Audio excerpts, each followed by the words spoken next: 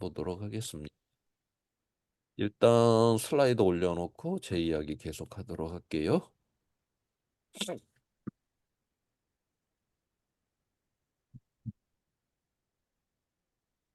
화면 잘 올라오나요? 예, 예, 시작하도록 하겠습니다. 오늘 여기 지금 그 배경의 이 그림은 이번에 IPC 6차 보고서 그냥 아답테이션 적응 보고서에 이제 표지를 장식했던 그런 그림입니다. 이 그림에 이제 제목이 있는데요. 이거는 그 아메리카 그 원주민의 격언인 우리는 조상으로부터 이 지구를 물려받았고 우리의 후손으로부터 이 지구를 빌렸다라고 하는 그런 제목의 그런 그림입니다. 그러니까 오늘날 우리 세대가 거의 이 지구를 그러니까 다음 세대가 지속할 수 없을 정도로 지금 무너뜨리고 있거든요. 바로 이제 그거를 이야기를 해주는 그런 이제 격언이었기 때문에 이제 이번에 적응 보고서에 표지를 그렇게 사용을 했다라고 합니다. 자, 그러면 이제 이 기후위기를 이제 막아야 하는데요. 오늘날의 그 위기의 본질에 대해서 한번 생각을 해보도록 하겠습니다. 지난주에 우리가 사회 경제가 거대한 가속 그레이터 악셀러레이션으로다 굉장히 이제 빠르게 이제 성장을 했고 근데 우리의 문명이라고 하는 게 이제 화석 연료를 기반으로 한 그런 이제 문명이었기 때문에 온실가스 배출량이 굉장히 많았죠. 그래서 기후 변화가 일어났고 그로 인해서 이제 위험이 일어나는데 이 위험이 우리에게 힘들게 지금까지 만들어 온 이 사회 경제를 갖다가 지금 무너뜨리게 된다. 자, 그래서 지금처럼 살던 대로 그냥 계속 뱅글뱅글 살다 보면 결국 문명의 붕괴로 끝날 수밖에 없다라고 하는 것입니다. 그래서 뭔가 지금 우리가 지금 살고 있는 이 뱅글뱅글 이 도는 이 고리를 지금 이제 끊어내야만 하는 지금 그러한 상황이다라고 하는 거죠. 먼저 이제 기후 변화의 원인이 되었던 거는 우리가 온실가스를 많이 배출했기 때문에 이런 일이 일어났잖아요. 그래서 이 온실가스 배출량을 저감 완화를 우리가 이제 해야 한다라고 하는 것이고요. 그다음에 기후 변화의 결과로다가 이미 뭐 물 문제라든가 식량 문제라든가 이런 것들이 이제 부분적으로 지금 일어나고 있습니다. 이미 일어난 그 결과에 대해서는 우리가 적응을 이제 해야 된다라고 하는 것이죠. 그래서 위험의 원인은 저감을 해야 되고 위험의 결과에 대해서는 적응을 해야 된다. 그래서 저감과 적응을 통해서 우리가 기후 위기를 이제 대응해야 된다라고 보고 있는 것입니다. 요거를 좀 더 인제 그 설명을 해 주는 그림인데요. 먼저 우리는 위험 자체를 갖다가 줄여버려야 돼요. 이거를 우리가 저감이다라고 그렇게 부르고 있고요. 자, 그런데 우리가 이 세상에 위험이 전혀 위험이 정말 제로인 이러한 세상을 우리가 만들어낼 수는 없습니다. 비용도 어마어마하게 크게 그건 무한대의 비용이 들기 때문에 그래서 위험은 발생할 수밖에 없는 거예요. 다만 우리의 이러한 사회적 이 통제 역량이 이 위험을 갖다 컨트롤할 수 있는 통제를 할 수 있는 이런 상황이 되면 되는 것이거든요. 뭐 코로나19가 번졌다 해도 병상 수가 병원이 많아서 이거를 갖다 잘 관리를 할 수가 있으면 된다라고 하는 거죠. 그것처럼 그래서 그런데 그러기 위해서는 위험 자체를 줄여버려야 되고 그 줄여진 그 위험 자체는 통제가 가능하도록 한다. 위험을 줄이는 거를 저감이다라고 하고 이 위험 자체를 통제하는 거를 적응이다라고 그렇게 봐주시면 되는 겁니다.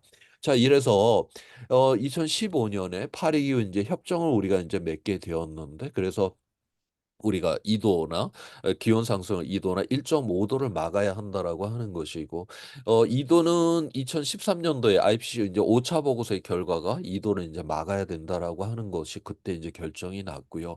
요때만 해도 인제 1.5 도는 최선을 다해서 인제 노력을 한다라고 하는 그런 표현을 썼는데 요것도 2018 년도 인천 송도에 있었던 그 인제 IPCC 특별총회 글로벌 워밍 1.5도 그 보고서에서는 인제 이 1.5 도도 위험하다. 그래서 지금 현재는 유엔의 차원에서는 1.5 도를 막는 게 바로 인제 목표가 되었다라고 하는 것이고요. 그다음에 인제 기후 변화의 결과에 대해서는 인제 적응을 해야 된다라는 것도 이 협정문 안에 있고요. 그다음에 세 번째로다가는 뭐가 있냐.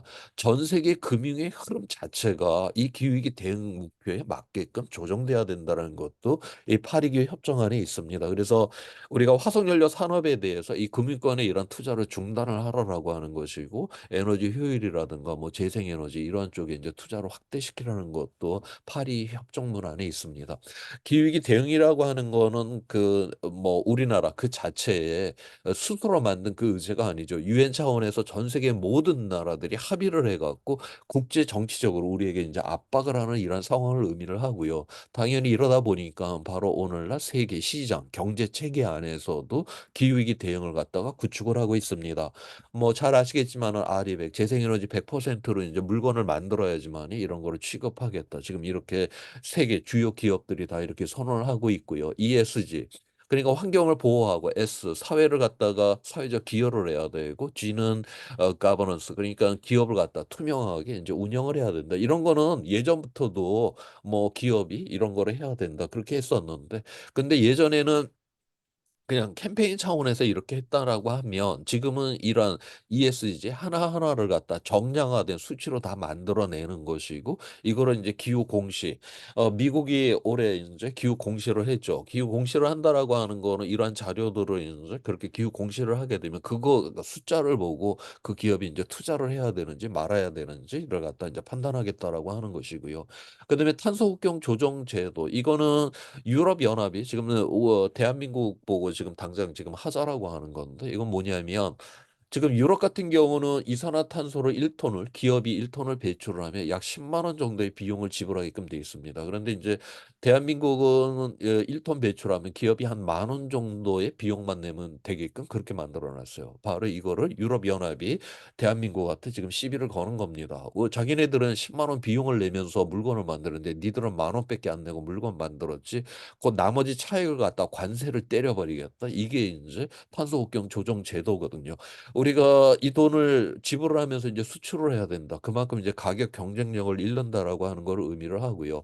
만약에 이게 우리나라 안에서도 이산화탄소 1톤 배출할 때 기업이 10만 원의 비용을 내야 된다. 그러면 이거는 그 관세를 얻어맞지 않게끔 그렇게 돼 있습니다. 당연히 그러면 그 돈은 어찌 됐든 간에 우리나라 안에서 도는 돈이 될 텐데 만약에 이거를 제대로 대응을 하지 않으면 생돈을 인제 유럽 연합에 바쳐가면서까지 수출을 해야 되는 어처구니 없는 사태가 일어나는 것 이것이 바로 탄소경 조정 제도이고 이것이 인제 2026년 1월 1 일부터 인제 본격적으로 실시될 예정입니다, 유럽 연합과는. 자 그런데 유럽 연합이 그러면 모든 제품에 대해서 탄소 국경 조정 제도를 그렇게 하냐? 그거는 아니에요.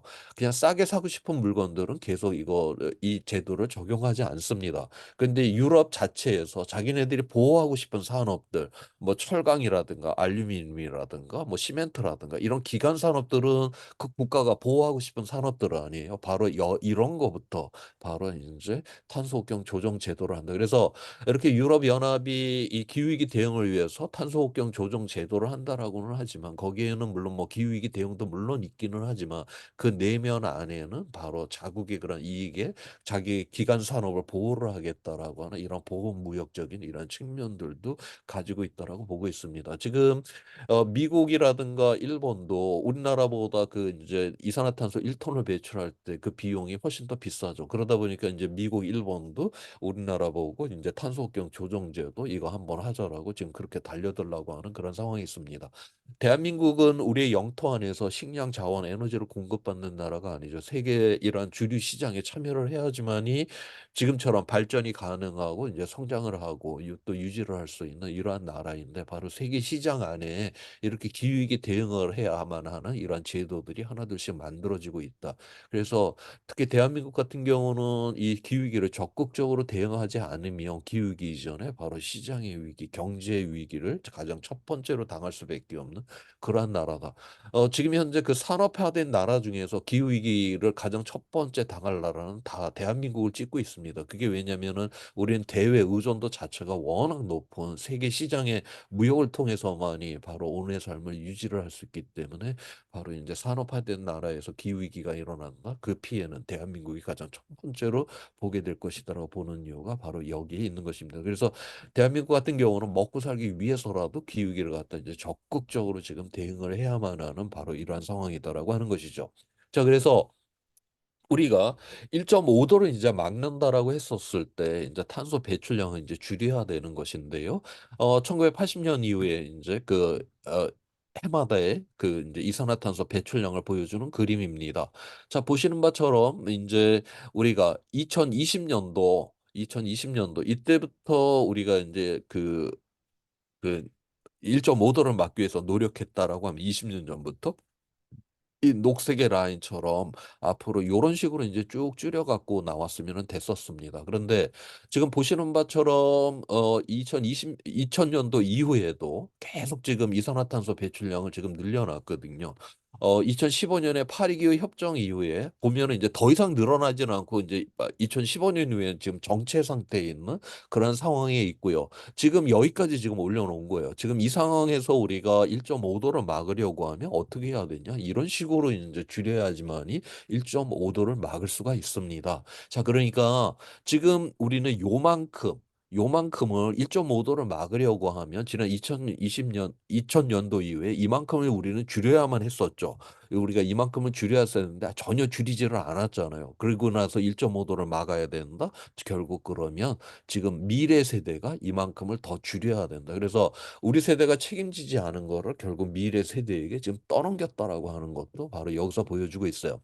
자, 그런데 여기에서 1.5도를 막는 이 이산화탄소의 양은 바로 이제 2018년 바로 인천 송도에 있었던 IPCC 이제 그 특별 총회 그 결과인 글로벌 워밍 1.5도의 그 결과에 의한 것입니다. 이렇게 이제 줄이는 거는 67%의 확률로 1.5도를 막는 거예요. 그러니까 3분의 2 이상의 확률로 막는 경우에 인제 이런 식으로 인제 줄여야 된다. 자, 그런데 우리가 그동안도 계속적으로 줄이지를 않았습니다. 뚝뚝 이렇게 급격하게 줄이지를 않았기 때문에 지금은 67%의 확률로 1.5도를 막을 수 있는 거는 이미 인제 끝났다라고 그렇게 보고 있어요. 그래서 이번에 인제 새로 나온 2018년 이후에 지금 인제 5 년이 지나서 새로 나온 IPCC 6차 보고서에서는 어떻게 이야기를 하고 있냐. 지금 이 1.5도 막는 거는 여기서 보면 67%의 확률이 아니죠. 50% 이상의 확률. 그러니까 이제 3분의 2 이상의 확률로다가는 우리가 막을 수가 없는 거예요. 지금 이제 50% 이상의 확률로다가 지금 우리가 그동안 줄이지를 않았기 때문에 이렇게 이제 떨어졌다라고 하는 것이고요. 그러려고 하면 여기 하늘색 지금 현재 배출량인데 이 하늘색 라인을 따라서 이렇게 쭉 줄여야만 합니다.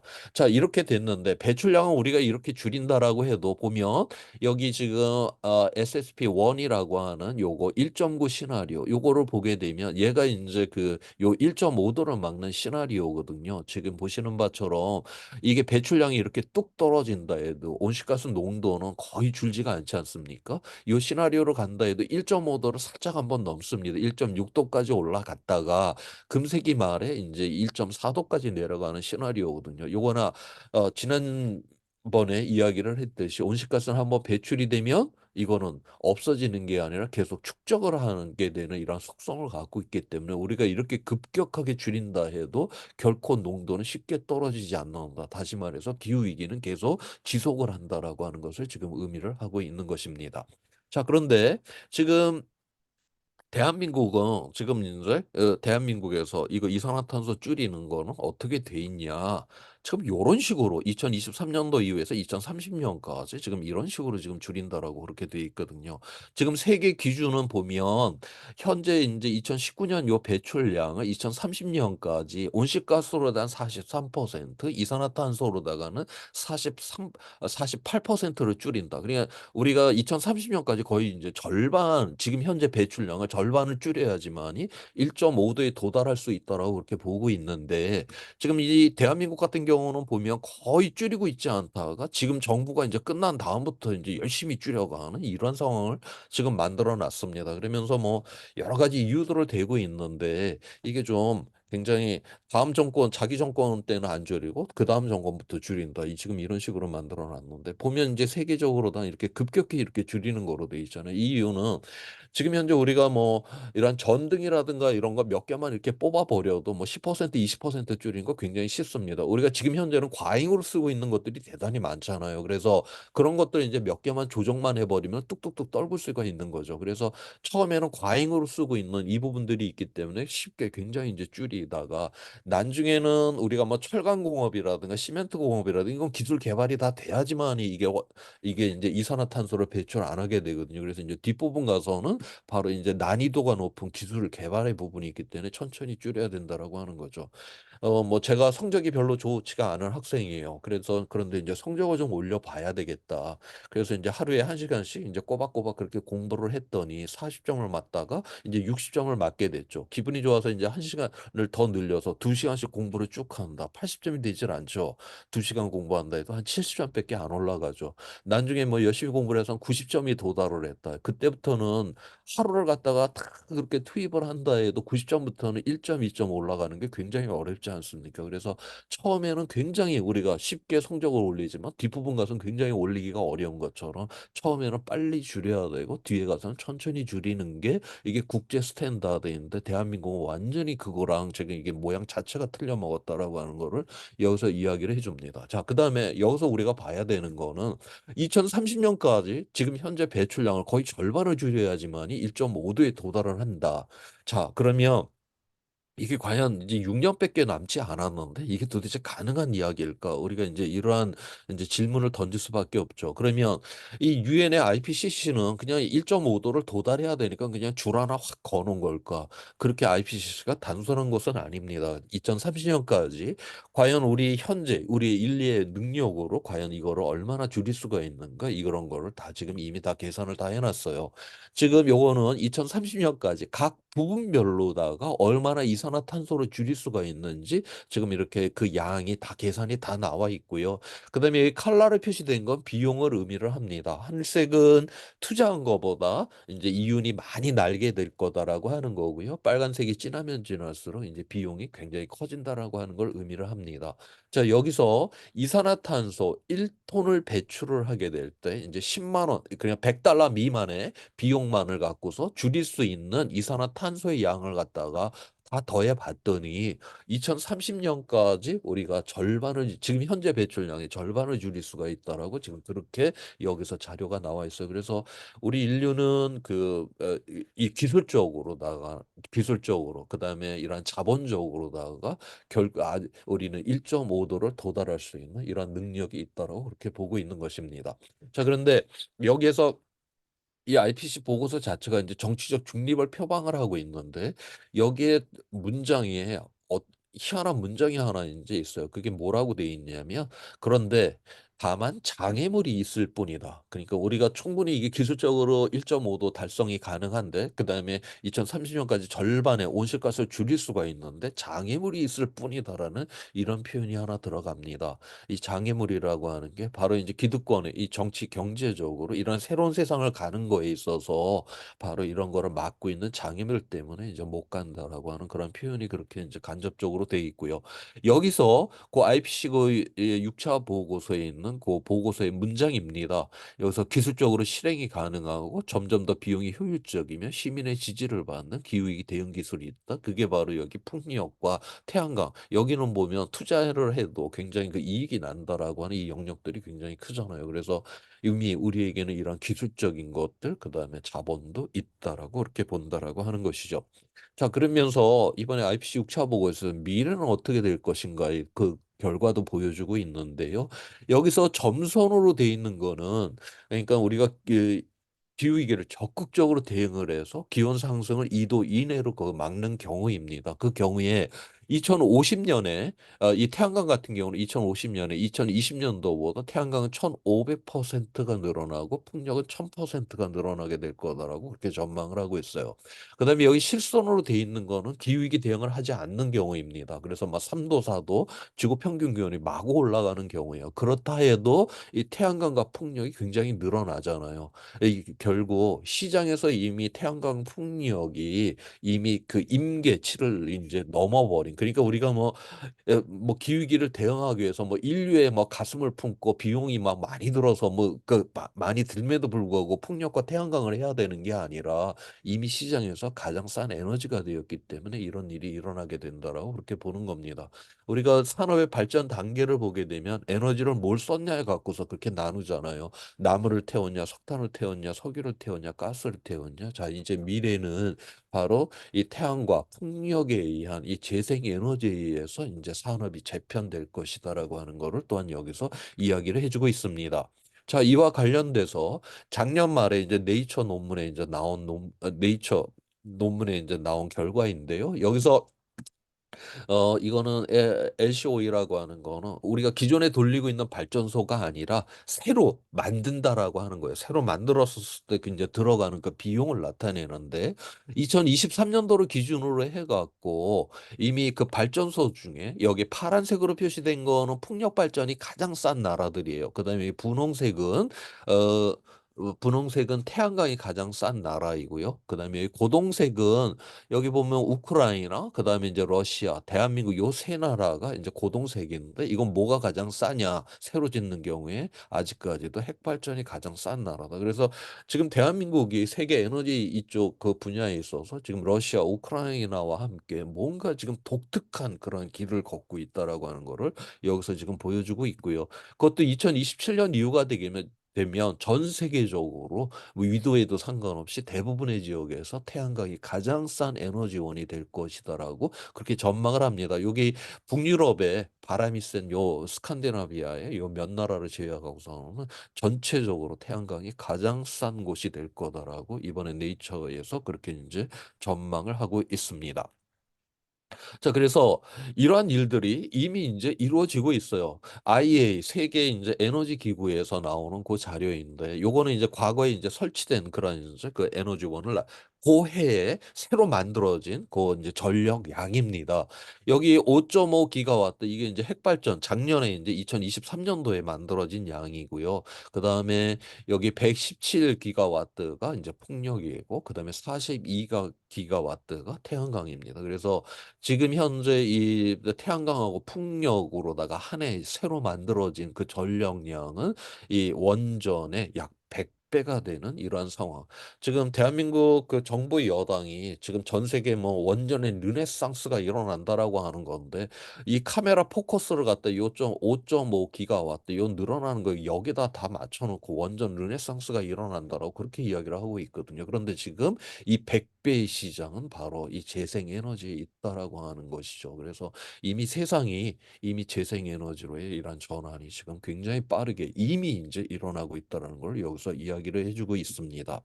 자, 그래서 그 독일하고 우리나라처럼 그 제조업으로 먹고 사는 유럽의 국가인 바로 이제 독일하고 한번 비교를 해봤는데요. 지금 독일 같은 경우는 지금 여기서 지금 이제 2023년도 같은 경우 여기 노란색이 이제 태양광이고 파란색이 이제 풍력이 있는데 14기가와트를 갖다가 이제 그 재생 에너지로 그 새롭게 전력량을 이제 늘려놓은 겁니다.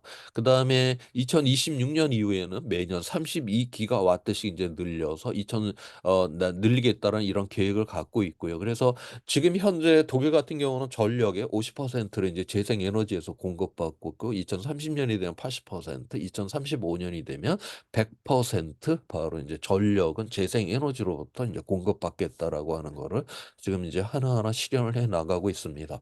우리 보통 태양광하고 이제 풍력 같은 경우는 그 시설비를 이제 그 회수를 하는데 보통 10년 미만으로 보고 있고요. 그다음에 지금 뭐 대한민국이 지금 열심히 짓고 있는 석탄 발전소, 그다음에 앞으로 짓겠다라고 하는 핵 발전소 같은 경우는 시설비를 회수하는데 보통 10년 이상이 지금 걸리죠. 자, 이건 뭘 의미를 하냐? 지금 독일의 아이들이 어른이 되었을 때, 그러니까 2050년이 되었을 때, 그들은 바로 굉장히 값싸고 쾌적한, 환경적으로 깨끗한 이런 에너지를 바탕으로 그들의 산업을 설계를 하게 될 거예요. 자, 그런데 지금 대한민국은 지금도 석탄 발전소를 짓고 있고 지금 핵 발전소 짓고 있겠다. 이건 뭘 의미를 하냐? 우리 아이들은 계속 그 석탄과 핵 연료봉이 들어가고 시설 그거 비용이 들어가는 계속 비용이 들어가야 되는 이런 에너지를 써야 되고 그다음에 석탄 발전소를 돌리면 미세먼지가 쏟아져 나오고 그다음에 핵 발전소를 돌리면 핵 폐기물이 쏟아져 나오는 환경적으로 좋지 않은 바로 이러한 거를 갖고서 바로 이제 그런 산업을 설계를 한다. 그래서 오늘날 대한민국의 이런 기성세대가 우리의 미래 세대에 더 나은 그런 어떤 삶의 조건을 위해서 너무나도 지금 노력을 하고 있지 않다라고 하는 것을 여기서 보여주고 있습니다. 그다음에 요 아래 그림은 우리나라하고 이제 독일의 연간 태양광의 이제 발전량을 갖다 보여주고 있는데요.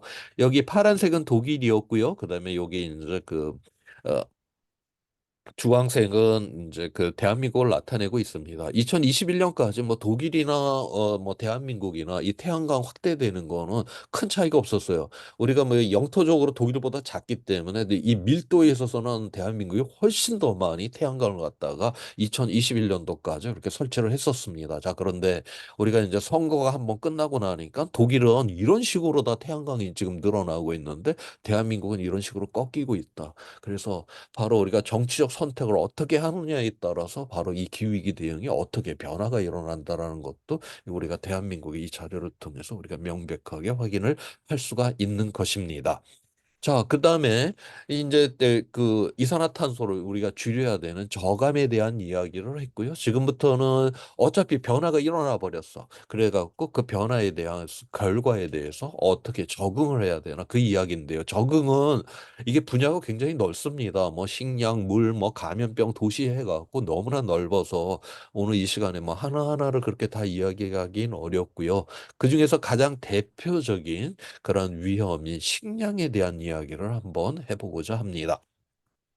자, 이 그림은 1961년 이후에 최근까지 해서 인구는 1961년 이후에 약 150%가 늘었습니다. 농지는 한 15%밖에 늘질 않았어요. 1961년 이후에. 자, 그런데 우리는 곡물의 생산량은 250%를 1961년 이후에 늘려놨죠. 그래서 바로 우리가 농지는 별로 늘리지는 않았지만 바로 녹색 혁명을 통해서 단위 면적당 생산량을 갖다 엄청나게 많이 뽑아냈기 때문에 바로 이제 식량 자체를 250%를 늘릴 수가 있었습니다. 지금 살아있는 우리 세대들은 우리가 살아왔던 동안에 인구가 증가됐던 것보다 항상 전 세계적으로 먹을 거를 훨씬 더 많이 생산했던 이러한 시대를 살았어요.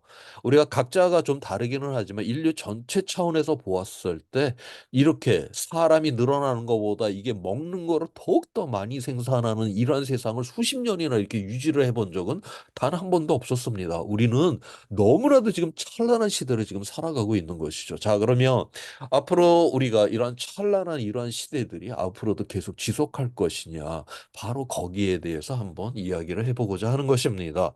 1961년도에 전 세계 인구는 30억이었고요. 그 다음에 이 굶주림에 시달리는 사람이 이 절반을 넘었었습니다. 이 안에 물론 대한민국도 들어 있었었고요. 자, 그런데 오늘날 인구는 이제 80억이 됐고 지금 굶주림에 시달리는 사람은 약 8억 명, 한 10% 정도다라고 그렇게 지금 보고 있습니다. 앞으로 그러면 2050년까지 어떻게 될 거냐? 인구가 약 10억 내지 20억 명 정도 더 늘어나게 될 거다라고 그렇게 전망을 해요. 우리가 100억 정도까지 이렇게 간 다음에 인구가 그다음부터는 2050년 이후에는 정체 상태로 들어가면서 조금씩 조금씩 그다음부터는 줄어들게 될 거다라고 그렇게 보고 있습니다. 그러니까 앞으로 2050년 한 30년 동안이 이 인류가 지구에 부담을 주는 가장 그 피크치를 때리는 바로 그러한 이제 기간이다라고 보시면 됩니다. 그 이후부터는 어차피 인구가 줄고 있기 때문에 사람이 지구에 이제 미치는 그 부담이 조금씩 조금씩 줄어들게 될 거다라고 그렇게 보고 있거든요. 앞으로 30년이 가장 이제 중요한 건데, 자, 그러면 여기서 이제 10억 내지 20억이 늘어나니까 그러면 이 사람만 더 먹이면 되냐? 이렇게 단순한 문제가 아닙니다. 몇십 년 전까지만 해도 대한민국에서 그 동네에서 하루 세 끼를 갖다 배부르게 먹는 사람이다. 그러면 그 동네에서 아마 가장 잘 사는 사람이었을 거예요. 그런데 오늘날 대한민국에서 하루 세 끼를 뭐 배부르게 먹었다. 그걸 갖고 서로 뭐 잘 산다 이런 소리 지금 안 하고 있거든요. 지금 보면 대한민국 같은 경우 TV에 이제 먹방을 틀어놓고 지지고 볶고 튀고 굽고 우리의 먹는 욕망을 갖다 극대화시키는 이러한 세상을 지금 만들어 놓고 살고 있잖아요. 지금 인구가 많은 뭐 중국, 뭐 인도, 뭐 베트남, 뭐 이러한 나라들 다 지금 하루 세끼 문제 다 해결했고요. 경제 성장 굉장히 빠릅니다. 이러한 나라들도 바로 이제 먹방을 틀어놓고 먹는 욕망을 극대화를 시키는. 다시 말해서 이제 서양인들처럼 고기를 뜯으면서 이제 살겠다라고 다 그렇게 달려든다. 자, 그렇게 되는 경우에는 우리가 그래서 인구가 늘어나는 것, 그다음에 인간의 먹는 욕망까지 충족을 시켜야 된다. 그러면 곡물 생산량을 현재 생산량의 약 70%를 더 생산해야 된다고 그렇게 보고 있어요. 자, 그러면 지금 우리가 더 이상 농지를 갖다가 확대시킬 수 있는 것이 그렇게 많지가 않습니다. 아마존을 다 불태워 버린다. 생태계를 다 붕괴시키겠다는 소리거든요. 그래서 그런 식으로다가는 농지 확대가 안 되고요. 그다음에 또 하나는 아직까지 지금 이 녹색 혁명처럼 이 식량을 증산을 했던 그 방법처럼 그런 어떤 또 다른 그런 혁신적인 이런 농법이 아직 나오지가 않고 아마 그 이상 나오기가 지금 힘들다라고 그렇게 보고 있어요. 그러면 현재 상태의 이제 농업적 이 기술력으로 미래를 우리가 이제 상대를 해야 된다. 그렇게 보는 것인데 자, 그렇다라고 했었을 때 한번 미래를 보도록 하겠습니다. 지금 현재 온실가스 배출량을 갖다가 지금 늘리거나 줄이지를 않고 현재 상태를 그대로 유지를 해갖고 2050년에 도달을 했다라고 했었을 때 그때 식량 생산량입니다. 2050년도에 2000년도보다 옥수수는 24%가 줄고 밀은 3%가 줄고 쌀은 11%, 감자는 9%가 줄어들게 될 거다라고 보고 있어요.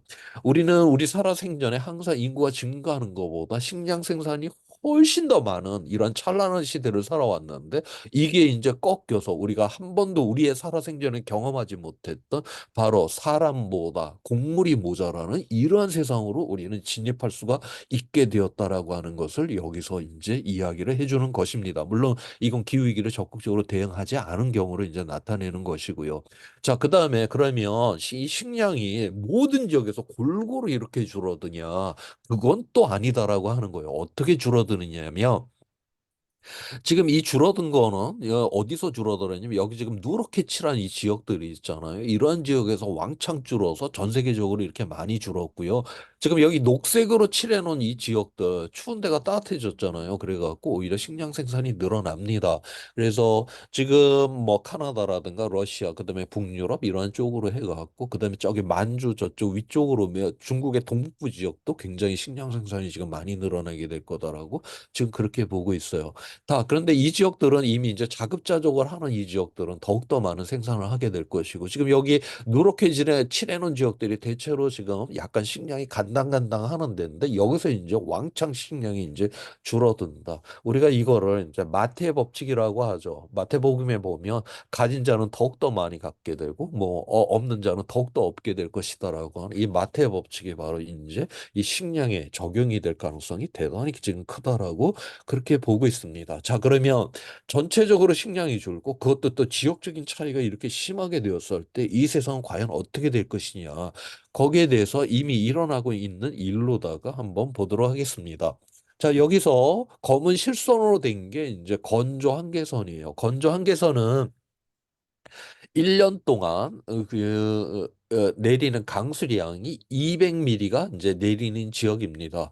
대한민국이 1년에 한 1300mm가 내리니까 대단히 건조한 지역이죠. 자, 그런데 이 1년에 200mm가 내리면 이게 농업을 할 수 있는 마지막 한계선이에요. 그러니까 하늘에서 한 200mm만 떨어져도 농업이 가능합니다. 그래서 북쪽에 하나 거져 있고 지금 남쪽에 하나 거져 있죠. 이 사이에서는 하늘에서 200mm 이하가 내리기 때문에 이 비만 갖고서는 농사가 불가능한 지역이고요. 자, 그런데 이 건조 한계선이 지나가는 이러한 지역들, 여기는 예전에는 그래도 200mm가 내려서 그럭저럭 농사 짓고 먹고들 살았습니다. 자, 그런데 지금 이 기후 위기라고 하는 게 전 세계적으로 똑같이 일어나는 게 아니라 이렇게 어떤 한계선이 지나가는 이러한 지역들부터 지금 기후 위기가 지금 공격을 하고 있어요. 그래서 건조 한계선이 지금 지나가는 지역들은 다 지금 가뭄이 왕창 들어 있습니다.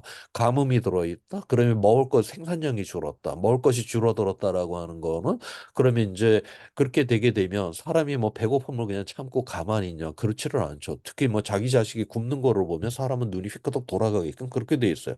당연히 밖에 나가서 이제 데모를 하고 난리가 나게 됩니다. 사회적 불안정성이 높아지고 정치적 불안정성이 높아지고 그러다 보니까 이 지역에 테러 집단들이 막 여기저기 등장들을 하는 거예요. 이 테러 집단들이 또 등장을 하니까 미군이 이걸 그대로 놔둘 수가 없죠. 그래서 가서 이제 그 폭격을 이제 드론으로 다 폭격을 했는데 동그라미 지점들이 바로 미군의 폭격을 맞은 지점들이에요. 여기 테러 캠프들이 있어갖고 지금 보시는 바처럼 건조 한계선을 따라서 이런 미군의 폭격들이 이루어졌다. 다시 말해서 이런 우리가 이 기후 위기로 인한 이러한 자연적 재난이라고 하는 것이 그러한 자연 재난 자체로 끝나는 게 아니라 사회 정치적 불안정성을 특히 이러한 정치 그다음에 전쟁까지도 갈 수 있는 이러한 정치적 불안정성으로 갈 수 있다라고 하는 것을 여기서 이야기를 해주는 것입니다. 자, 그러면 이렇게 일어나게 되는 이러한 어떤 위기에 대해서 우리가 이제 이 식량의 위기에 대해서 어떻게 그럼 적응을 해야 되나 그 이야기입니다.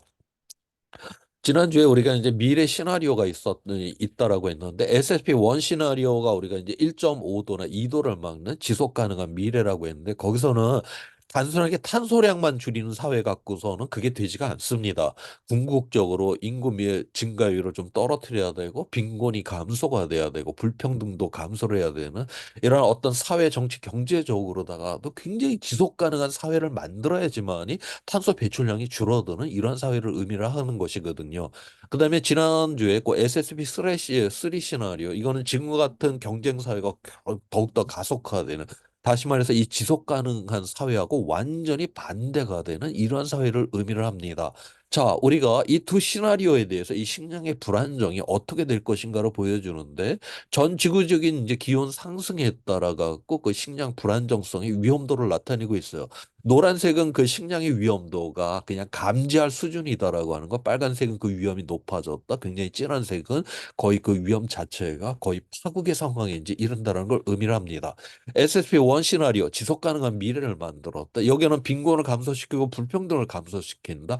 전 세계가 다 이게 협력적인 이러한 사회를 의미를 하는 거예요. 그래서 이거는 식량이 많은 곳에서는 식량이 적은 곳으로 그런 것들을 보내고 나누고 함께 되면 우리가 아무리 기후위기가 일어난다 해도 그 위험 자체는, 식량의 위험 자체는 감지를 하는 수준에서 끝나게 될 것인데, 여기서 SFP3 시나리오, 이렇게 되면 이거는 경쟁이니까 막 사재기를 하고 나라별로다가 식량을 모으려고 난리들이 나고 또 식량을 또 갖고 있는 나라들은 또 이제 안 팔라고 하고 막 이러한 것들로다가 생 난리가 나는 그래서 각자 도생으로 분열적으로 이렇게 가게 된다. 이렇게 된 경우는 1.5도부터 본격적으로 전 세계적인 식량의 위기가 일어나게 될 거다라고 보고 있고요. 이제 2도 이상이 되면 거의 전 세계는 이 식량으로다가 파국적 위험에 이제 빠지게 되게 될 거다라고 보고 있어요. 그래서 우리가 아무리 기후 위기가 일어난다 해도 우리가 이 세상을 갖다 협력적이고 정의롭게 만든다면 그 위험을 갖다 대단히 낮출 수 있다라고 하는 것을 바로 이번에 IPCC 6차 보고서에서 지금 이야기를 해주고 있는 것입니다. 자, 그래서 궁극적으로 오늘날의 이제 위기라고 하면 뭐 사회 경제적인 이런 불평등성, 뭐 기후 변화, 그다음에 이제 생물 다양성의 손실, 그다음에 이제 감염병 이러한 위기들이 우리에게 이제 점점 닥쳐오고 있어요. 우리가 이러한 위기들을 그냥 놔두게 되면 바로 우리 인간의 이러한 존엄성이 이제 무너져 버린 이런 세상이 되겠죠. 우리가 이제 이거를 막으려고 하면 탈탄소화가 되는 세상을 만들어야 될 뿐만이 아니라 이 사회 자체를 공정하고 상생하고 정의로운 이러한 세상을 이제 만들어야 된다. 그래서 프란시스코 교황이 무슨 그 찬미 받으소서라고 하는 그런 이제 회칙인데 그게 이제 기후위기 대응, 생태 위기를 갖다 막아야 된다는 거기에 이제 하나의 문장입니다. 지구의 부르짖음과 가난한 이들의 부르짖음. 우리가 이때까지 사회적인 어떤 그런 마음을 갖는다라고 하는 거는 가난한 이들에 대한 이제 부르짖음만 생각했는데 오늘날 위기의 본질 자체가 지구의 물질적 유한성을 넘어서의 이제 문제이기 때문에 바로 지구의 물질적 유한성을 고민을 해야 되는 지구의 부르짖음도 우리가 함께 응답을 해야만 하는 바로 이러한 세상이 되었다라고 하는 것이죠. 자, 여기서 이러한 사회적 이런 이제 정의의 문제를 이제 다루고 있는데 그 부분을 한번 더 살펴보도록 하겠습니다.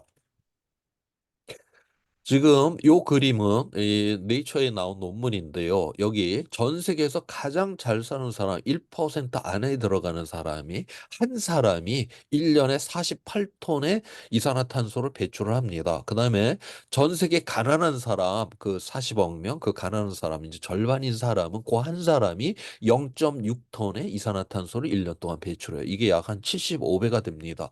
우리가 뭐 사람의 능력 차이겠으니까 야 75배 차이 뭐 있을 수 있는 거지 이렇다는 그걸 그냥 인정을 해버린다라고 하면 이 세상은 너무나도 비참하다라고 저는 그렇게 여기고 있습니다. 그다음에 여기 소득 수준 상위 10% 안에 들어가는 사람이 전체 온실가스의 거의 지금 절반을 지금 배출을 하고 있어요. 그다음에 전체 가난한 사람 절반인 사람은 고작 10%만을 지금 배출을 하고 있습니다. 그래서 이 굉장히 이게 불평등성이 지금 크다라고 하는 것이고요. 요 상위 요 10% 안에 들어가는 사람, 소득 수준 10% 안에 들어가는 사람이 뭐 많이 줄이라는 것도 아니에요. 유럽 연합 그 평균 수준 한 사람 그 평균 수준으로만 좀 줄여줘도 내일 당장 온실가스가 3분의 1이 줄어듭니다. 다시 말해서 오늘날의 이 기후 위기다라고 하는 거는 이 80억 명 이 모두에게 책임이 있는 게 아니라 바로 잘 사는 사람들의 과잉의 욕망에 의해서 일어난다라고 하는 것이죠. 지금 이 우리가 이 지구는 이 80억 명을 갖다가 다 먹일 수 있는 이러한 능력이 있어요. 우리가 이 80억 명 중에서 지금 8억 명이 굶주림에 시달리고 있다라고 하는데 우리는 생산한 식량의 3분의 1을 지금 쓰레기로 지금 내다 버리고 있잖아요. 그다음에 지금 뭐 우리 쓰레기장을 한번 가보면 대한민국 뭐 수십 년 전이라면 다 집안에 있어야 될 물건들 다 지금 내다 버리고 있습니다. 지금 이 지구는 이 80억 명한테 충분하게 다 쓸 수 있는 이 생필품을 갖다가 지금 다 그 이상을 지금 이미 다 만들어내고 있어요. 지구는 이 80억 명을 다 배부르게 먹이고 그들이 필요한 생필품을 다 공급할 수 있는 능력을 갖고 있는데 이 세상 여기저기에는 온통 결핍투성이 아닙니까? 이거 우리가 이런 결핍이 일어날 때마다 우리의 정치가들은 이렇게 이야기를 하죠. 성장을 못해서라고. 그거 거짓말입니다. 이건 성장을 못해서가 아니라요. 이 세상이 정의롭지 않기 때문에 누군가의 그런 결핍이 일어난다라고 하는 것을 여기서 이야기를 해주고 있습니다. 자, 이렇게까지 이제 이야기를 하고 나면 뭐라고 그러냐. 그래도 지금 뭐 중국, 인도 뭐 이런 나라들, 뭐 아프리카 얘네들도 경제 성장하고 그러면 이산화탄소 엄청나게 나올 거고 그러니까 결국 이 세상은 망할 거야. 자, 네이처 논문은 뭐라고 이야기를 했는지 그런 거 다 연구 다 해놨습니다. 자, 오늘날 그 극빈층의 기준 1.9달러 이하가 이제 극빈층의 이제 기준이었는데 이게 이제 하루 세 끼를 제대로 못 먹습니다. 1.9달러 이하면은 그냥 배고픔에 항상 시달리는 사람들인데 이 사람들한테 이 10억 그렇게 시달리는 사람이 10억 명이에요. 이 사람들한테 1.9달러 하루에 1.9달러로 탁 이렇게 이제 공급을 해줘 버렸다. 그렇게 해서 하루 세 끼를 갖다가 이제 배고픔에 시달리지 않게 만들어줬다. 자, 그렇게 해서 늘어나는 탄소의 양은 1% 미만밖에 안 늘어난다라고 하는 거예요. 자, 그다음에 전 세계 지금 절반인 사람은 하루에 5.5달러 미만으로 살고 있습니다. 이 5.5달러는 하루 세 끼를 먹고 애들 뭐 초등 교육이라도 시키고 가장 기본적인 그 인간적인 그런 삶을 누릴 수 있는 그 이제 비용을 의미를 합니다. 그래서 전 세계 절반인 사람 그 5.5달러 미만으로 하루를 살아가는 사람들한테 다 5.5달러를 다 맞춰줘 버렸어요. 그랬을 경우에 늘어나게 되는 그 온실가스 배출량은 18%가 지금 늘어난다라고 하는 거죠. 이 18%는요, 집에 전등 다섯 개 있으면 하나 그냥 뽑아버리면 이건 달성할 수 있는 이 정도의 배출량밖에 안 된다라고 하는 것이에요. 그래서 결코 이 세상에 가난한 사람들이 경제 성장한다라고 해갖고 세상이 무너질 일은 절대로 없다라고 하는 게 바로 네이처 논문에서 이야기를 한다. 이 세상이 무너지는 건 바로 잘 사는 사람들의 과잉의 욕망만이 바로 이 세상을 무너뜨린다라고 하는 거를 바로 네이처 논문에서 지금 이야기를 해주고 있는 것입니다. 자, 그래서 이번에 IPCC 6차 보고서에서는 바로 오늘날 이 기후위기를 극복하려고 하면 바로 기후 회복력 개발이 이제 필요하다라고 그렇게 이야기를 하고 있어요. 여기서는 저감, 아까 온실가스 배출량을 줄여야 되는 저감을 해야 되고 기후변화의 결과에 대해서 적응한다. 그 다음에 지속 가능한 개발 목표랑 같이 붙여야 된다라고 보고 있습니다. 2015년에 유엔에서 파리 기후 협약을 맺었고 그 해에 지속 가능한 개발 목표 SDGs도 이제 같이 그렇게 협약을 맺었죠. SDG 이거를 한 이유가 바로 미래 세대가 그들의 필요를 충족할 수 있는 기반을 저해하지 않는 범위 내에서 현 세대의 필요를 충족시킨다. 지금 우리 세대는 미래 세대 생존을 갖다 완전히 무너뜨릴 정도로 지금 지구를 사용하고 있는 거를 막게 하기 위해서 이 17가지의 이런 가치를 갖다가 이제 실현을 한다라는 그런 목적으로 바로 이제 지속 가능한 개발 목표를 갖다가 내세우게 되었습니다. 유엔에서는 이 17가지 이 가치를 하나의 슬로건으로 지금 정리를 해놨는데 그게 바로 아무도 뒤에 남겨두지 않는다. 다시 말해서 오늘날의 이 지구를 지켜낸다라고 하는 거는 바로 정의로운 세상을 만들어야 된다라고 하는 거를 여기서 강조를 하고 있고요. 그래서 이 기후 회복력 개발에서 1번 빈곤을 줄인다. 그다음에 10번 이 불평등을 줄인다. 그 핵심의 가치로 다루고 있는 이유가 이번에 IPCC 6차 보고서 다루고 있는 이유가 바로 이러한 이유 때문에 그렇습니다. 그래서 지금 현재 이와 관련된 이런 이제 정책들이 이제 만들어지고 있는데 아직까지 그 대표적인 게 바로 이제 도넛 모델이라고 하는 거예요. 이 도넛 모델은 아직 정부 단위에서는 사용하고 있지는 않은데 서유럽이라든가 미국에서도 뭐 어떤 도시인가 한다라고 제가 그렇게 알고 있는데 몇몇 도시에서 그 도시 정책을 하게 될 때 철저히 이 도넛 모델에 의해서 이제 재구성을 이제 하게 되는 것입니다. 뭐 요거는 어, 영국의 그 옥스퍼드 대학의 여성 경제학자 이제 케이트 레이워스가 이제 제시를 한 것인데요. 요 바깥쪽에 있는 원, 이거는 지난 시간에 지구의 물질적 유한성, 지구 위험 경계 그 9가지 그 요소를 넘어서면 안 된다라고 했잖아요. 바로 그거로 이제 구성이 됩니다. 지구의 물질적 유한성을 넘게 되게 되면 결국 우리의 삶의 거주지가 이제 붕괴가 되는 이런 사태가 일어나잖아요. 그다음에 요 안쪽에 있는 원은 앞에서 보여줬던 지속 가능한 개발 목표 SDGs 그 17가지 주로 그거로 이제 구축이 됩니다. 이 사회적 기반이 무너지게 되면 인간의 존엄성이 무너지게 되고 사회가 불안정하게 되잖아요. 그래서 지구의 물질적 유한성을 넘지 않고 사회적 기반은 무너지지 않는 바로 이 도넛 안에서만이 우리가 맛있는 도넛을 먹을 수 있듯이 바로 지속 가능하고 정의로운 세상을 우리가 갈 수 있다라고 지금 그렇게 보고 있습니다. 여기에서 이제 강조를 하고 있는 거는 뭐냐? 이 지구의 물질적 유한성을 넘지 않는다. 이번에 IPCC 6차 보고서에서도 뭐라고 이야기를 하냐면 바로 삶의 질을 향상하기 위해서 우리는 항상 에너지와 자원을 많이 써야 된다. 이게 우리의 사고방식에 딱 잡혀 있어요. 그런데 결국 우리에게 필요한 건 에너지와 자원이 아니라 서비스다라고 하는 거. 사람과 사람이 만나고 대화를 하고 어디 그 구경을 가고 경험하고 그래서 궁극적으로 그러한 데서 우리는 행복을 느끼는 것이 결코 에너지와 자원 그 자체에 있는 것은 아니다. 그래서 뭔가 이가 자원과 에너지를 줄인다 해도 우리의 그런 행복이 결코 줄지 않는다라고 하는 거를 이 IPCC 6차 보고서에서 지금 강조를 하고 있는 이유가 바로 여기에 있는 것입니다. 자, 그래서 우리가 이제 그 2100년까지 우리가 이제 그 기후 회복력이 있는 그런 정책들을 우리 인류가 이제 열심히 해나간다라고 하면 여기 녹색의 길, 지속 가능한 이제 미래로 가는 거를 지금 의미를 하고 있고요. 여기 빨간색으로 되어 있는 건 전혀 기후 회복력이 있는 이런 정책들을 하지 않는 극단적인 이런 길로 가게 되는 경우 파국으로 간다라고 하는 것을 이야기를 해주고 있어요. 여기서 이제 중요한 건 바로 2030년입니다. 우리가 2030년까지 전체 인류가 극단적으로 기후 회복력 있는 이런 개발의 정책을 하지 않고 2030년 여기에 도달을 했다. 이 자리에서는 이 녹색의 길, 그러니까 지속 가능한 이 길로 갈 수 있는 길이 모두가 다 차단이 돼버린다라고 하는 거죠. 그래서 이번에 IPCC 6차 보고서에서는 앞으로 10년 동안 인류의 선택이 그 수백 년, 수천 년의 인류의 지속 가능성을 결정하게 될 것이다라고 하면서 그 지속 가능한 이 창문이 지금 너무나도 지금 빨리 이제 닫히고 있다. 그래서 지금 당장에 대응을 요구를 합니다. 그래서 이게 10년밖에 남지가 않았잖아요. 이거는 바로 그래서 우리의 무슨 뭐 아이들, 우리의 젊은이들이 이 기후위기 이걸 대응할 수 있는 게 아닙니다. 전적으로 이건 기성세대에 지금 책임이 있다라고 하는 거를 갖다가 우리가 인식을 해야 된다라고 하는 것이고요. 자, 그런데 2030년 이제 한 6년밖에 남지 않았는데 과연 이게 가능할까? 우리 이제 그러한 거를 우리 스스로에게 이제 의문을 던지게 되겠죠.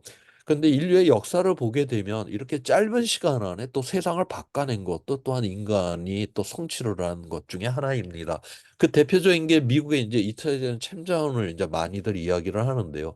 미국이 이제 유럽에서 한참 2차 대전이 일어난 이제 중에 뒤늦게 참전 선언을 하죠. 참전 선언을 하기 전날까지만 해도 포도 자동차에서 이제 승용차를 생산했고 이제 영업 활동까지 했다라고 해요. 근데 이제 참전 선언을 했기 때문에 이제 그 거기서는 전쟁용 차량이 쏟아져 나와야 되는 이제 전시 산업이 이제 전시 산업으로 전환이 일어나는데 전시 산업 전환을 하는데 미국이 그렇게 뭐 10여 년씩 이렇게 걸리지 않습니다. 1, 2년 만에 미국의 모든 산업이 전시 산업으로 다 전환이 됩니다. 그다음에 1940년 이전에는 여성이 중화학공업의 노동자로 일한다. 여자가 어떻게 쇠를 깎아? 정말 있을 수가 없는 일이었어요. 그런데 이제 전쟁이 빵 터지니까 이제 노동자들이 전선을 나가고 그 자리를 바로 여성 노동자들이 들어가서 바로 탱크 만들고 비행기 만들고 포탄을 만드는 여자도 쇠를 깎을 수 있는 이런 세상이 되었다라고 하는 거죠. 그래서 우리 인간은 이런 위기를 인식을 하고 그 이 공동체가 이 연대의식만 있으면 이렇게 1-2년 만에 산업도 다 바꿔내고요. 그전에 생각하지도 못했던 사회조차도 다 바꿔내는 존재가 바로 우리 인간이다라고 하는 것을 바로 미국의 2차 대전 참전이 바로 우리에게 지금 이야기를 해 주고 있는 것이고요. 자, 이렇게 온 인류가 오늘날의 이 위기를 갖다 정말 전쟁이다 생각하고 다 대응을 하면 충분히 이제 극복 가능하다라고 그렇게 보고 있어요. 왜냐하면 이거는 무슨 뭐 우주에서 무슨 뭐 유성이 날라와 갖고 지금 지구가 붕괴가 되는 게 아니라 우리가 그냥 만든 세계 아닙니까? 우리가 그냥 바꿔버리면 되는 거예요. 그렇기 때문에 우리가 결단만 하고 연대만 했으면 이건 충분히 가능하다라고 그렇게 보는 것입니다.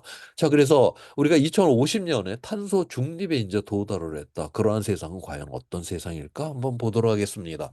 제가 앞서서 이제 전 세계 몇몇 도시들이 그 도넛 모델에 의해서 그 도시를 재구성하고 있다라고 하는데 그중에서 가장 대표적인 도시가 이제 암스테르담입니다. 암스테르담의 같은 지점을 1971년하고 2020년도에 지금 찍은 사진입니다. 1971년도에는 보니까 지금 그 저기 도로에 자동차가 꽉 차 있고 미세먼지가 꽉 차 있어요. 도로 위주에는 저 쇳덩어리 자동차고 사람들은 주변으로 밀려나 있죠. 오늘날 이 도로 위주는 바로 우리 사람들이고 굉장히 쾌적한 환경 속에서 살아갑니다. 자, 지금 그 뭐 유럽 뭐 이런 도시들 특히 유럽의 소유럽의 대표적인 이러한 도시들의 도심부에서의 교통 분담률의 거의 절반은 지금 이제 자전거가 차지를 하고 있죠. 자전거를 차지를 하고 있는데 그러면 서유럽 사람들은 이게 뭐 인류애가 넘쳐서 기후위기 대응하느라고 저렇게 자전거 타고 다닐까? 여기에 대해서 코펜하겐시에서 한번 조사를 했습니다. 당신은 왜 자전거 타고 출퇴근을 합니까? 거기에 뭐 건강을 위해 뭐 환경을 보호하기 위해 그다음에 무슨 뭐 이런 것들 막 있었어요. 그런데 거기에다가 체크를 하는 사람이 그닥 많지 않았다라고 합니다. 어디에다 체크를 했냐? 빠르고 편리하니까. 지금 자전거 도로 이렇게 완벽하게 만들어 주면 우리가 천천히 1시간만 달려도 10km 이상을 갑니다. 충분히 자전거로 도심에서 출퇴근이 가능한 세상을 만들 수가 있다라고 하는 거죠. 그다음에 카나다는 어떤지 몰라도 아무튼 그 서유럽 이쪽에 가면 도심부에서 굉장히 수용차를 끌고 들어가기 어렵게 만들어 놨죠. 시속 30km 이상 달리지 못하게 만들어 놨죠. 주차료 엄청나게 비싸죠. 지금 파리시에서 지금 통과되려고 하는 그 법이 뭐냐면 SUV 차를 갖다가 파리 시내에 6시간 주차를 하면 30만 원 이상의 그 주차료가 나오는 그런 법이 지금 통과가 되려고 하고 있거든요. 그러니까 온갖 규제를 다 걸어놨어요. 차가 못 들어오도록. 그러니까 당연히 이 자전거 타고 시내에서 다니는 게 가장 빠르고 편리하게 이렇게 될 수밖에 없다. 다시 말해서 우리가 기후위기를 대응한다라고 하는 거는 우리가 착해서 대응하는 것이 아니라 이러한 제도를 이제 만들어야 한다라고 하는 것이죠. 그래서 우리 뭐 역사책에 보게 되면 모든 사람들이 뭐 착해져 갖고 보다 더 나은 세상이 되었다? 우리 그런 역사책은 없잖아요. 제도가 좋아졌기 때문에 더 나은 세상이 되는 거 아닙니까? 그래서 우리가 바로 사람의 그런 선함이라고 하는 것, 거기에서 물론 우리가 무슨 우리 그 뭐야 일회용품을 줄이고 그다음에 에너지를 적게 쓰려고 하고 우리가 공동체를 위해서 이런 불편함을 감수한다는 거 대단히 아름다운 마음이죠. 그렇지만은 그 자체로만 그냥 끝나버리면 그냥 좋은 사람으로 끝나요. 근데 이 기후위기를 대응한다는 건 좋은 제도를 만들어야 되는 거기 때문에 거기에서 더 나아가서 제도까지 만들어내는 쪽으로 가야 된다라고 보는 것입니다. 그와 관련된 논문을 하나 소개시켜 드리겠는데요. 이것도 네이처 논문인데 여기서 공유지 그러니까 우리가 무슨 공기, 물, 하천, 수업, 바다, 이런 것들은 누구 개인의 것이 아니라 우리의 모두의 것이죠. 그 대표적인 게 하나가 바로 이제 저수지인데 하버드 대학교하고 이제 예일 대학교의 연합 연구팀이 바로 이제 사람들을 모아갖고 이 저수지에 대해서 시뮬레이션을 한 겁니다. 이제 각 사람한테 이제 똑같은 물의 양을 나눠주고 그 이 사람들이 다음 세대를 위해서 자기 몫의 일부를 띄워놓는가? 그 실험을 한번 해본 거예요. 여기서 보니까 다음 세대를 위해서 자기 몫의 일부를 띄워놓는 사람이 68%. 그러니까 10명 중에 7명은 자기가 다 쓸 수는 있지만 그래도 다음 세대를 위해서 일부를 띄워놓더라고 하는 거예요. 그런데 10명 중에 3사람은 이걸 뭘 다음 세대까지 생각을 해 내가 다 쓰고 말지 이렇게 생각을 하는 그 10명 중에 3명은 이기적인 사람이었고요. 자, 10명 중에 7명은 이타적이고 10명 중에 3사람은 이기적인 사람인데 자, 이런 식으로 그 저수지물을 그냥 운영을 했어요. 그러고 났더니 이게 보니까 4세대 만에 물이 싹 달라 말라버렸다라고 하는 거예요. 우리는 10명 중에 7명이 이타적인 사람이 있음에도 불구하고 10명 중에 3사람이 이기적인 사람에 의해서 이 공유지는 완전히 박살나버렸다라고 하는 것이죠. 자, 그래서 여기서 또 다른 또 실험을 합니다. 그러면 그 다음 세대에 남겨줄 건 몫을 투표를 통해서 정하도록 그렇게 해놨어요. 우리 10명 중에 7명이 이타적이니까 당연히 남겨두자라고 그게 투표를 했고 제도가 만들어졌으니까 그 다음에는 이 저수지물이 줄지 않고 유지가 되었다라고 하는 것입니다. 이 네이처 논문의 마지막에 있는 문장입니다. 많은 시민은 공익을 위해 기꺼이 희생할 준비가 되어 있다. 그들이 그렇게 할 수 있도록 도와주는 제도만 있으면 된다. 우리는 10명 중에 그 7명의 이타성을 드러나도록 반드시 제도화를 시켜놔야 된다. 제도화되지 않으면 결국 이기적인 3사람에 의해서 우리는 이 세상이 무너지게 된다라고 하는 것을 이야기를 해준 그런 논문입니다. 올해 나온 또 네이처의 논문을 하나 또 소개를 시켜드릴게요. 이거는 기후위기 대응을 위해서 정부가 더욱더 노력을 해야 된다. 먼저 이건 전 세계 14만 명을 갖다가 조사를 한 겁니다. 각 나라마다 1,000명 이상의 샘플을 모은 것이고요. 여기서 정부 노력이 이제 더욱더 필요하다. 기후위기에 89%, 그다음에 기후위기에 더욱더 치열하게 대응해야 된다. 86%가 그러하다라고 했고요. 그다음에 여기서 어떤 뭐를 또 물었냐면 우리가 기후위기를 대응하기 위해서 너의 수입의 1%를 갖다가 내놓을 용의가 있냐? 그거를 물었어요. 그랬더니 여기서 69%의 사람들이 그러하겠다라고 했습니다. 앞에 저수지의 물도 10명 중에 7명은 다음 세대를 위해서 나눠 놓겠다라고 했고 여기서 1% 내놓을 용의가 있냐? 이것도 보니까 10명 중에 7명은 내놓을 용의가 있다. 뭔가 우리 주변에 10명 중에 7명은 어느 정도 이타성이 있다라고 하는 것을 여기서 이야기를 해줍니다. 자, 여기에서 또 하나의 이제 설문조사가 들어가요. 그건 뭐냐면, 너는 그렇게 1%를 내놓을 용의가 있는데, 네 옆에 있는 동료들도 기후위기 대응을 하기 위해서 1%를 내놓을 용의가 있니? 그거를 한번 이제 물었어요. 그랬더니 이거는 43%로 줄어듭니다. 보통 이제 자기 자신은 이타적이지만 주변에 있는 사람은 약간 이기적이다라고 그렇게 본다라고 하는 것이죠. 우리가 언론을 통해서 우리는 끊임없이 반복적으로 이 세상의 이기적인 사람의 이야기들을 매일같이 듣잖아요. 특히 우리의 공동체를 책임져야 되는 가장 이타성이 있어야 되는 사람들의 이기적인 이런 행위를 갖다가 끊임없이 우리가 반복적으로 듣다 보니까 우리 스스로 이 세상이 굉장히 이기적이구나 이렇게 생각을 착각을 할 경우가 굉장히 많다라고 하는 거죠. 그렇지만 실제로 인간의 그 심성 안에는 이 이타성이 기본적으로 크다라고 하는 것을 크다라고 그렇게 이제 보고 있습니다. 자, 그런데 우리 인간이 그러면 이 이타성이라고 하는 게 그럼 항상 이렇게 드러나냐? 또 그게 또 그렇지가 않대요. 인간은 이 조건부 협력자라고 합니다. 그러니까 뭔가 새로운 이런 어떤 이타성이 발휘가 되게 될 때 자기 먼저 나가려고 그러지를 않는다라고 해요. 그러니까 자기 먼저 나가서 뭔가 편지풍파를 일으키는 거를 스스로 원치 않는다. 남들이 좀 이렇게 나가 있어야지만 그 뒤를 따라서 나가려고 하는 이러한 특성을 갖고 있다라고 하는 것이죠. 그래서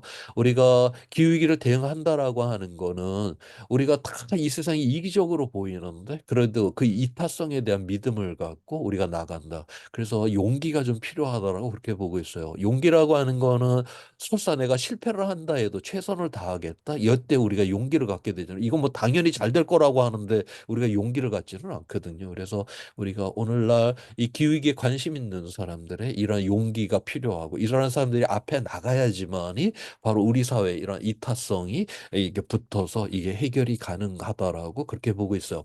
2차 대전 때 그 히틀러가 유럽 대륙을 이제 제패를 한 다음에 이제 영국을 점령하기 위해 갖고 그 폭격기를 런던으로 엄청나게 보내죠. 히틀러는 어떻게 생각을 했냐면 자기가 이렇게 이제 런던을 공습을 하게 되면 런던 시민들이 공포에 질릴 거고 그다음에 그렇게 되면 사회가 이제 불안정하게 되면서 금방 항복을 할 거다라고 그렇게 생각을 했대요. 근데 그 당시에 그 폭격을 맞았던 그 런던 시민들은 어떠했냐? 오히려 질서를 잡으려고 굉장히 노력을 했고 서로를 돕기 위해서 무지 노력을 했다라고 합니다. 그래서 실제로 그 폭격 맞은 시절에 런던의 범죄율이 폭격 안 맞은 시절보다 더 내려가요. 다시 말해서 그 당시 런던의 시민들은 자기 공동체에 대한 이타성이 백성의 믿음, 자부심 이러한 것들이 있었기 때문에 바로 그들은 그렇게 어려움 속에서도 더욱더 단결할 수 있는 이런 여지를 마련했다. 그래서 궁극적으로 우리의 인간에 대한 우리 공동체에 대한 이타성 그리고 거기에 대한 믿음만이 바로 오늘의 이 위기를 갖다 극복할 수 있다라고 하는 그런 논문이다라고 좀 그렇게 보고 있습니다. 그래서 이제 유엔에서는 우리가 이 기후위기를 대응하기 위해서 해야 되는 10가지를 지금 제시를 하고 있어요. 거기 보면 1번 목소리를 내라, 2번 정치적 압박을 가하라. 다시 말해서 바로 이게 제도화가 되지를 않으면 궁극적으로 오늘날 이 기후위기 대응이 어렵다. 그래서 바로 우리가 이런 연대를 통해 갖고 정치적 압박을 가해서 바로 기후위기 대응할 수 있는 제도를 만들어내는 것이 굉장히 중요하다라고 하는 것을 유엔에서조차도 가장 첫 번째로 강조하고 있는 이유가 바로 여기에 있습니다. 자, 이제 오늘 이제 마무리 이야기인데요. 제가 이제 IPCC 보고서 이야기를 많이 했는데 가장 마지막에 이 IPCC 보고서가 나오는 게 바로 이제 정책 결정자를 위한 보고서죠. 작년 3월에 나온 IPCC 6차 정책 결정자를 위한 보고서에 이제 표지를 보여드리고 있습니다. 이번 표지가 보니까 여기 표지의 사진이 뭔가 그렇게 아주 이질적이지는 않죠. 이게 바로 대한민국 사진이 이번에 IPCC 6차 정책 결정자를 위한 보고서에 표지를 장식을 했습니다. 이 사진은 전라남도 구례 쪽에서 지금 찍은 사진이라고 해요. 이 사진의 제목이 새벽을 여는 안개입니다. 새벽에 찍어서 안개가 지금 저렇게 껴 있어요. 그래서 우리가 지금 가고자 하는 이 길이 이 안개로 인해서 뭔가 희귀무리한 이런 상황이죠. 마치 오늘날 이 기후 위기로 인해서 오늘날 인류가 이 미래가 희귀무리한 것처럼 지금 그렇게 보입니다. 자, 그렇다라고 해갖고 앞이 깜깜해갖고 아무것도 안 보이는 그런 세상은 아니잖아요. 이 안개로 인해서 희귀무례는 하지만 그래도 뭔가 우리가 가야 되는 그런 길에 그 불빛은 아직까지 희미하게 남아있다. 아직까지도 우리는 이 기후위기를 통해서 희망은 있다라고 하는 거를 제시하는 그런 사진이었기 때문에 이번에 이 전라남도 구례 사진을 IPC 6차 정책 결정을 위한 보고서에 표지로 사용을 했다라고 합니다. 기후위기 아직까지 우리가 막을 수가 있는 것이고요. 또한 이 기후위기를 갖다가 우리가 막아낸다라고 하는 거는 바로 지금보다 훨씬 더 멋진 세상으로다가 우리가 간다라고 하는 것을 의미한다. 그래서 우리가 보다 더 경쾌한 마음으로 새로운 세상을 만든다라고 하는 이러한 희망 속에 또 달려가야 하는 것이 바로 기후위기가 오늘날 우리에게 이야기를 해주는 것이다라고 저는 그렇게 여기고 있습니다. 자, 이렇게 해서 저의 2번에 걸친 이런 강의 잘 들어주셔서 고맙습니다. 예, 감사합니다. 네, 너무 수고하셨습니다.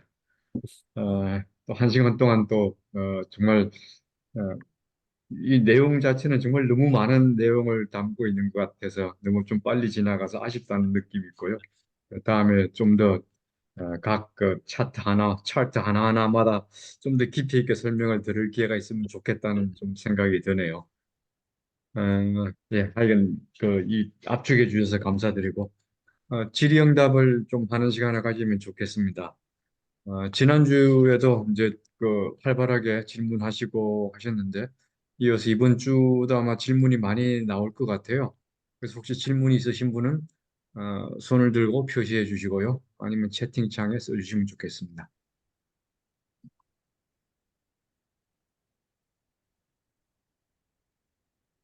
네. 그러면 이번 주도 지금 손 드신 분이 없는 관계로 제가 먼저 또 오프닝 퀘션을 하도록 하겠습니다. 저기 에너지 문제에 있어서요. 저기 풍력과 태양광이 가장 저렴한 에너지원이고 어, 또 엄청난 속도로 발전량이 늘어나고 있는데 그 단점인 가능성 문제는 어떤 식으로 극복을 하고 있는지 혹시 좀 설명해 주실 수 네. 있나요? 그러니까 그것도 예일대학교에서 그때 나온 보고서에 이제 그 나온 내용인데요. 그러니까 이제 프랑스가 그 원전으로 한 70% 이상 이제 전력을 공급하고 이제 독일인 바로 옆 나라지만 재생에너지를 이제 그렇게 공급을 하는 나라인데 정전율로 따지면은 독일의 정전율이 더 낮아요. 이건 뭘 의미를 하냐? 그러니까 우리가 보통 이제 원전은 항상 전력이 일정하게 나오고 재생에너지는 간헐적 분산적으로 나오니까 불안정할 것이다라고 생각을 했는데 그렇게 직관적으로 그렇게 여기는데 그건 그냥 기술적인 문제다라고 하는 것이죠.